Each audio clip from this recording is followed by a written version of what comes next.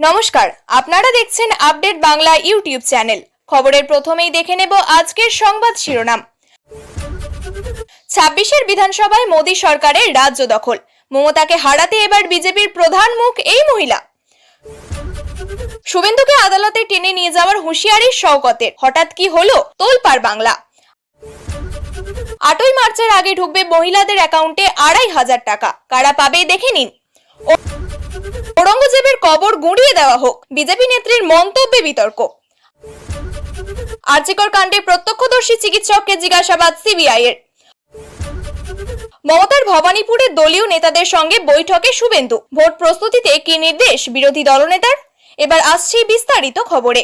২৬ বিধানসভায় মোদী সরকারের রাজ্য দখল, মমতাকে হারাতে এবার বিজেপির প্রধান মুখ এই মহিলা। সামনের বিধানসভা ভোটে তুলকালাম করতে পারে বিজেপি, মমতাকে হারাতে নেওয়া হচ্ছে বিরাট প্রস্তুতি। দিল্লি দখলের পর এবার বঙ্গ দখলের জন্য মরিয়া মোদী সরকার। লোকসভা জোটে ভালো ফল করলেও নিরঙ্কুশভাবে খুব একটা জয়ের ছবি দেখাতে পারেনি এই কেন্দ্রীয় দল, কিন্তু দিল্লি জয় সেই ছবি একেবারেই বদলে দিয়েছে। দুর্দান্ত ফলাফল করেছে বিজেপি, গোহারা হেরেছে আম আদমি পার্টি। এবার পশ্চিমবঙ্গের পালা। বহুদিন ধরেই বঙ্গ দখল করতে চায় কেন্দ্রীয় দল, কিন্তু তা আর সম্ভব হচ্ছে না। তাই এবার মমতাকে হারাতে প্রধান মুখ হিসাবে আসবেন কোন মহিলা? মমতা বন্দ্যোপাধ্যায়ের এই শক্তিশালী বন্ধন ভাঙতে কোনো মহিলাকে মাঠে নামাতে চলেছে কেন্দ্রীয় দল। মেয়ে ভার্সেস মেয়ের লড়াই হতে পারে এই বিধানসভায়। দুই দলের প্রধান হিসাবে হাড্ডাহাড্ডি লড়াই হতে পারে দুই মহিলার মধ্যে। মমতা বন্দ্যোপাধ্যায় তৃণমূলের প্রধান মুখ, আর এই মুখের জন্য বারবার বঙ্গ দখলে রাখতে পেরেছে তৃণমূল সরকার। তাই কোনো পুরুষ নয়, মমতাকে হারাতে এবার বিজেপির মূল হাতিয়ার হতে চলেছে কোনো মেয়ে। বহুদিন ধরেই হাতের বাইরে পশ্চিমবঙ্গ, লোকসভাতেও জেতা সিট হেরে গিয়েছে বিজেপি। এবার বিধানসভায় পুরো পাশা বদলে যেতে পারে এই রাজ্যের। আগামী বছর রাজ্যে বিধানসভা নির্বাচন, ইতিমধ্যেই এই নিয়ে ময়দানে নেমে পড়েছে তৃণমূল, বিজেপি সহ একাধিক রাজনৈতিক দল। দলের নেতাকর্মীদের ভোটের তোড়জোড় শুরু করে দিতে বলেছেন তৃণমূল সুপ্রিমো মমতা বন্দ্যোপাধ্যায়। এই আবহে এবার রাজ্যের বিরোধী দলনেতা তথা নন্দীগ্রামের বিজেপি বিধায়ক শুভেন্দু অধিকারীকে আক্রমণ জানালেন ক্যানিং এ পূর্বের তৃণমূল বিধায়ক শওকত মোল্লা। রবিবার ক্যানিং এর রায়বাগিনী হাই স্কুলের ময়দানে তৃণমূল কংগ্রেসের সভা ছিল। সেখানে শওকত ছাড়াও উপস্থিত ছিলেন স্থানীয় বিধায়ক প্রতিমা মণ্ডল, ক্যানিং পশ্চিমে তৃণমূল বিধায়ক পরেশ রাম দাস, রাজ্যসভার সাংসদ ঋতব্রত বন্দ্যোপাধ্যায়। সেই সভায় দাঁড়িয়েই রাজ্যের বিরোধী দলনেতাকে নিশানা করেন ক্যানিং পূর্বের বিধায়ক। রাজনৈতিক কর্মী সম্মেলনের মঞ্চে বক্তব্য রাখতে গিয়ে এদিন শুভেন্দুকে আদালতে টেনে নিয়ে যাওয়ার হুঁশিয়ারি দেন শওকত। কয়েকদিন আগে ক্যানিং থেকে কাশ্মীরি জঙ্গি গ্রেপ্তারের ঘটনা ঘিরে দুই বিধায়কের তরজা হয়েছিল, জল গড়ায় আদালত অবধি। নন্দীগ্রামের বিজেপি বিধায়কের বিরুদ্ধে মানহানির মামলা করেন ক্যানিং পূর্বের বিধায়ক। সেই বিষয়ে কথা বলতে গিয়েই শুভেন্দুকে গদ্দার সহ নানান কদর্য ভাষায় আক্রমণ করেন শওকত। এদিন শুভেন্দুকে আক্রমণের পাশাপাশি ভাঙড়ের আইএসএফ কেও নিশানা করেন তৃণমূল বিধায়ক।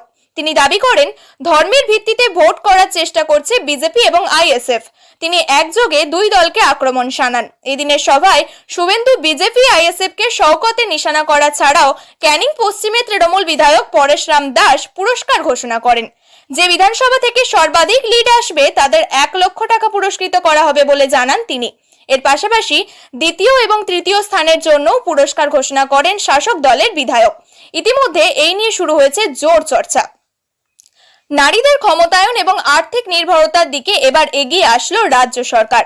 আন্তর্জাতিক নারী দিবসের আগেই চালু হলো মহিলা সমৃদ্ধি যোজনা। এই প্রকল্পের আওতায় মহিলাদের প্রতি মাসে ২৫০০ টাকা করে দেওয়া হবে। দিল্লির নতুন নির্বাচিত মুখ্যমন্ত্রী রেখা গুপ্ত ঘোষণা করেছেন যে আগামী ৮ই মার্চ আন্তর্জাতিক নারী দিবসের আগেই সমস্ত যোগ্য মহিলাদের এই প্রকল্পের আওতায় প্রথম কিস্তির টাকা দিয়ে দেওয়া হবে। এই প্রকল্প শুধুমাত্র মহিলাদের আর্থিক সহায়তা প্রদান করবে না, বরং তাদেরকে স্বনির্ভর হতেও সাহায্য করবে। বিশেষজ্ঞরা মনে করছে এই ধরনের প্রকল্পগুলি সমাজের সামগ্রিক উন্নয়নে বড় ভূমিকা রাখে। মোটেই নিষ্ঠুর প্রশাসক ছিলেন না ঔরঙ্গজেব। মহারাষ্ট্রের সমাজবাদী পার্টির নেতা বিধায়ক আবু আজমির এহেন মন্তব্যকে ঘিরে ঝড় উঠেছে। এর মধ্যেই বিজেপি নেত্রী ও প্রাক্তন সাংসদ নবনীত রানা দাবি করলেন মুঘল সম্রাটের কবর সরিয়ে নিয়ে যাওয়া হোক মহারাষ্ট্র থেকে। এক ভিডিও বার্তায় আবু আজমিকে ছাবা দেখার অনুরোধ করতেও দেখা গেল তাকে। নবনীতকে ভিডিওয়ে বলতে শোনা গিয়েছে, যারা ঔরঙ্গজেবকে ভালোবাসেন তাদের উচিত নিজের বাড়িতে তার কবর সাজিয়ে রাখা। এরপরেই তার আর্জি, আমি মহারাষ্ট্র সরকারকে অনুরোধ করতে চাই, যেভাবে ঔরঙ্গাবাদের নাম বদলে সম্ভাজি মহারাজের নাম রাখা হয়েছে সেইভাবেই ধ্বংস করে দেওয়া হোক ঔরঙ্গজেবের কবর। সেই সব মানুষরা ঔরঙ্গজেবকে ভালোবাসেন, তারা সেই কবরকে নিজের বাড়িতে সাজিয়ে রাখুন। এরপরেই পাশাপাশি তিনি আবু আজমিকে কটাক্ষ করে তার মন্তব্য, যে রাজ্যে আপনি নির্বাচিত প্রতিনিধি ছিলেন, সেখানে শাসক ছিলেন ছত্রপতি শিবাজি মহারাজ এবং ছত্রপতি সম্ভাজি মহারাজ। আপনার মতো মানুষদের উচিত একবার ছাবা দেখা, যেখানে আপনি দেখতে পাবেন ঔরঙ্গজেব কেমন রাজা ছিলেন। প্রসঙ্গত, বক্স অফিসে ঝড় তুলেছে ছাবা জ্বরে আক্রান্ত দেশের দর্শক অনুরাগীরা। এবার প্রধানমন্ত্রী নরেন্দ্র মোদীও ইতিহাস ভিত্তিক এই সিনেমা দেখে প্রশংসায় ভরান টিম ছাবাকে। প্রধানমন্ত্রী বলেন, গোটা দেশে আলোড়ন ফেলে দিয়েছে এই সিনেমা। মুম্বাই সহ সমগ্র মহারাষ্ট্র হিন্দি সিনেমাকে উচ্চ স্তরে পৌঁছে দিয়েছে মারাঠি। আর আজকাল তো ছাবা নিয়ে গোটা দেশে চর্চা।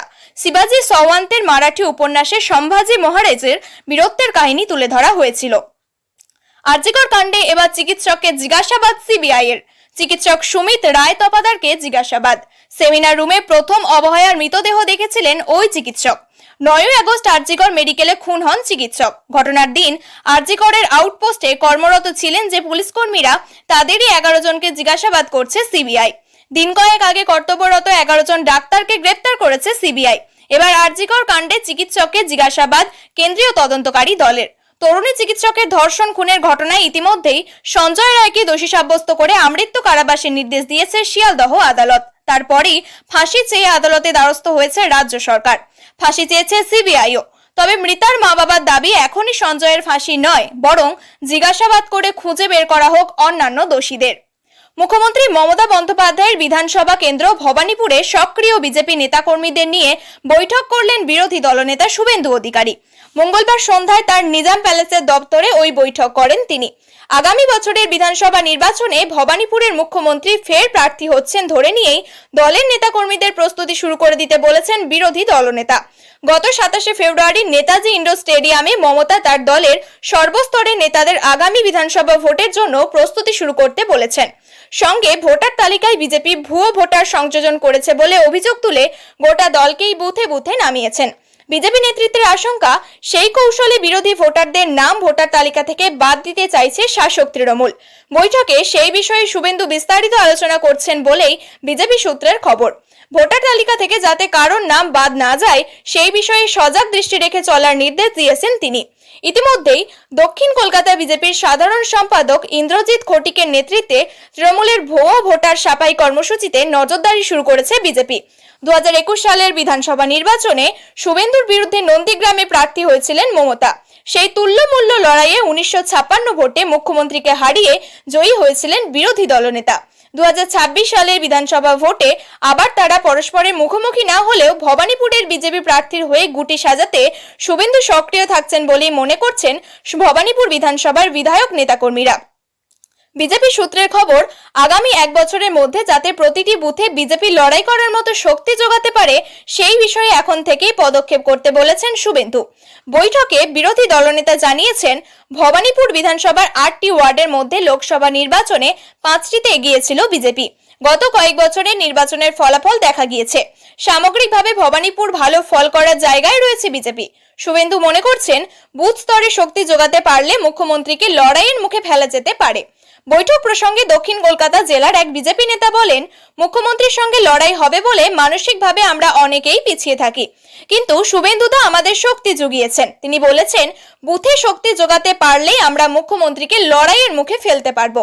ওই নেতার আরো বক্তব্য, প্রতিটি বুথ আগলে রাখতে পারলেই যে জোরদার লড়াই সম্ভব। বৈঠকে আমাদের মনোবল বাড়িয়ে সে কথাই বলেছেন শুভেন্দু দা। উল্লেখ্য, গত লোকসভা নির্বাচনে ভবানীপুর বিধানসভা কেন্দ্রের 63, 70, 71, 72 এবং 74 নম্বর ওয়ার্ডে এগিয়েছিল বিজেপি। তবে 73, 77 এবং 82 নম্বর ওয়ার্ডে বড় ব্যবধানে এগিয়ে সার্বিকভাবে বিধানসভায় এগিয়েছিল তৃণমূল। আগামী বিধানসভা নির্বাচনে শুধু ভবানীপুরই নয়, দক্ষিণ কলকাতার রাসবিহারী কেন্দ্রেও বিজেপি প্রার্থীর জয় সম্ভব বলে বৈঠকে দাবি করেছেন শুভেন্দু। প্রিয় দর্শক, নিয়মিত সঠিক খবরগুলি সঠিক টাইমে পেতে সাবস্ক্রাইব করুন আপডেট বাংলা চ্যানেলটিকে। ধন্যবাদ।